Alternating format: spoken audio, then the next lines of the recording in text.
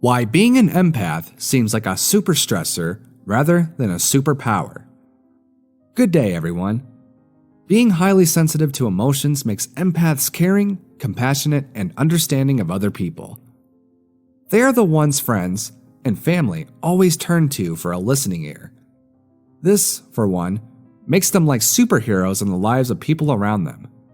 However, the issues associated with their superhero lifestyles sometimes seems to be too much for them, thus making it look like they are living a super stressed life.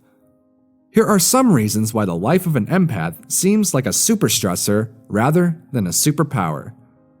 But before that, if this video is useful to you, I hope you can help this channel to gain more vibration by clicking that like button below, and do subscribe to this channel if you are new here. Number 1. Flipping emotions.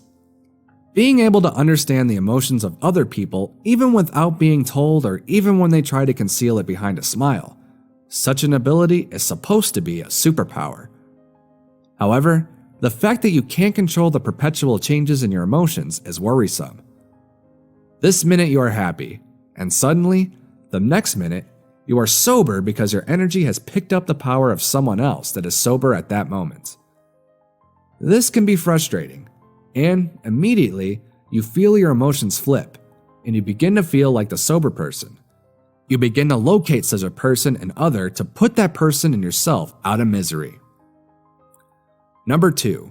Emotional fatigue. Having to deal with your emotions alone is enough trouble. But as an empath, you know definitely that there is no way you will be able to deal only with your emotions because you are always picking up the emotions of others. This makes the feelings you have in a day become too much because these emotions can sometimes be extreme emotions such as deep sadness, excitement, or even joy. When you pick up this kind of emotions daily, there is always that tendency for you to become emotionally tired. This emotional fatigue wears you out and makes you weak most times, thus requiring you to always look for quiet places to rejuvenate. Number 3. You are too compassionate. Empaths are such compassionate beings that it becomes a burden to them. They make sure that they give someone all the person needs to be happy.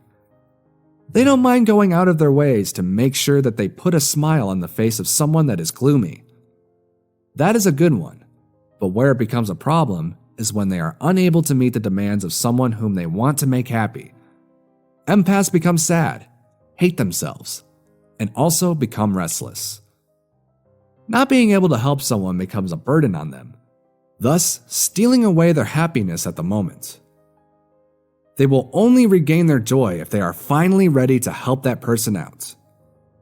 This is never the life that anyone would want to live because it is super stressful. Number 4. Alone time is a must. Because of the whole energy flipping issues that the empath has to endure every day, the only way they can get their sanity back is by spending time alone. Spending time alone is not a bad idea, but it becomes a stressful job if you happen to get into an environment where you have no chance of spending time alone.